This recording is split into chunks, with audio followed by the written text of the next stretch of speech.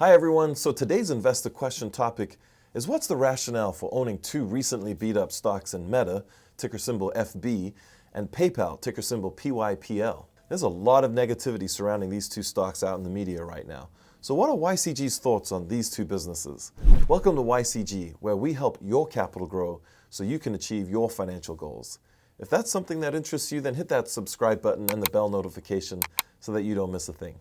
I'm Will Kruger, CEO here at YCG. Okay, so let's get into this. In our opinion, it's helpful to outline our overall strategy so that we can put these positions in their proper context. We believe investors on average want to get rich quickly and are overconfident about their abilities. And so they tend to overvalue risky stocks and undervalue the stocks of businesses with high and sustainable returns. We believe that high and sustainable returns are most likely to be achieved by businesses that have the ability to, one, charge a large premium for products or services that are virtually identical to those of their competitors, and two, maintain or grow that premium pricing for decades while still growing their volumes at healthy rates.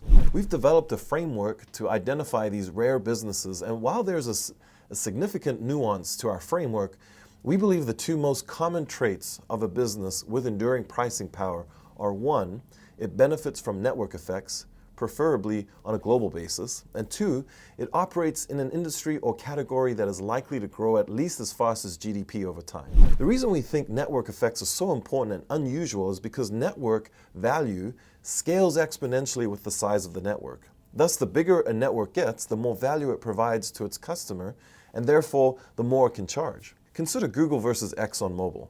The more people who use Google's search engine, the more valuable it is to advertisers and the more they should be willing to pay, all else equal. In contrast, the size of ExxonMobil is largely irrelevant to its customers.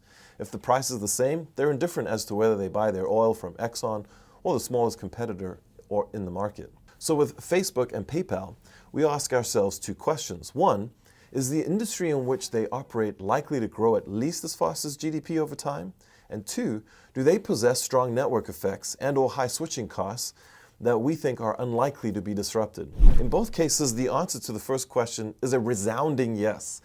Advertising, and even more so digital advertising and e-commerce, digital payments have grown and we believe are highly likely to continue to grow at least as fast as GDP for a long time. We believe the answer to the second question is also yes. Facebook, or Meta, operates the largest social media company in the world, by far, with 2.8 billion daily active people and 3.6 billion family or monthly active users using their platform, which includes Instagram, Facebook, and WhatsApp.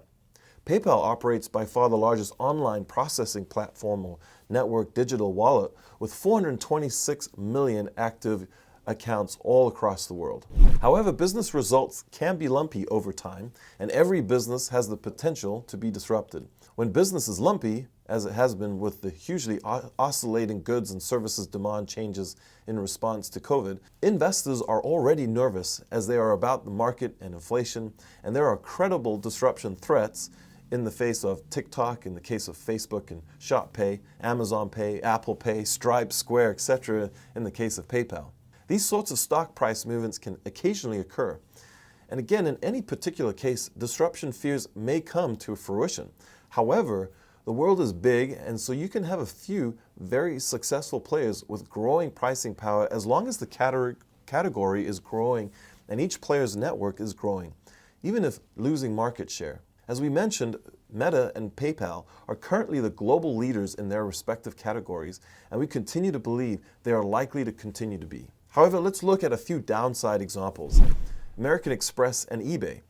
Both of their networks have lost relevance compared to their heyday and have been overtaken by much more dominant players such as MasterCard and Visa in payments and Amazon in e-commerce. But the businesses have continued to do fine and generated good long-term shareholder returns. We think the same is likely to prove true for Meta and PayPal. If the fears come to fruition, we think the likely downside case is that they generate decent long-term returns for shareholders. If the fears don't come to fruition, then we think they could generate exceptional returns for shareholders.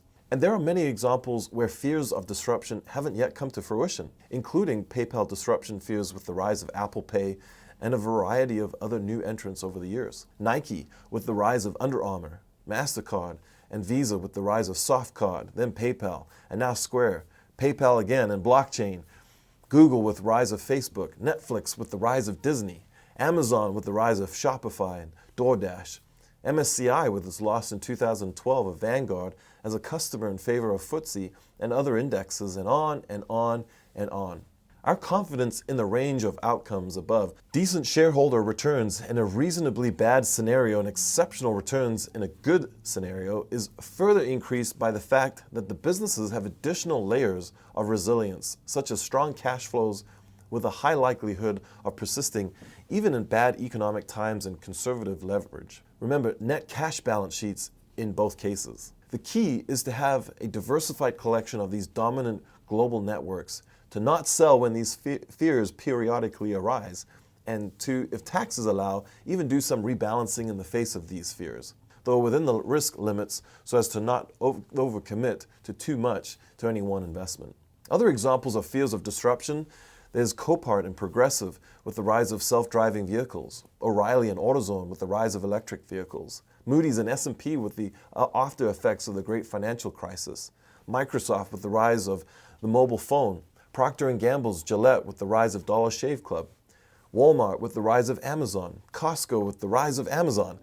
We could keep going all day long. In fact, even in the worst cases of disruption of network effect business models, music and newspapers with the rise of internet, the truly global dominant networks such as the Wall Street Journal, the New York Times, and the big labels like UMG appear to be fine long term, though they went through some significant pain for a period of time. Again, things could turn out worse this time, but we think history would suggest that these are good bets as long as you appropriately size them and keep firm limits on how much capital you're willing to commit to them in the face of weakness. Also, if we could sidestep these fears that affect all these great businesses from time to time, we would, but we think it's impossible to predict which fears will arise, when they will arise, and by how much they will affect the stock prices. We see this as further justification for diversification among a collection of businesses that own dominant global networks in industries growing at least as fast as GDP, and that possess conservative balance sheets. As always, consult your financial advisor for what's right with regards to your own personal situation. Thanks for the great questions today. Check out our other videos, and we'll see you next time. Thanks for watching. All the stocks we've mentioned should not be considered a recommendation to buy or sell the stock. Consult your financial advisor for your specific situation. You can also request from YCG a list of all the securities that we've recommended over the last 12 months. Thanks for watching. Check out our other videos, and we'll see you next time.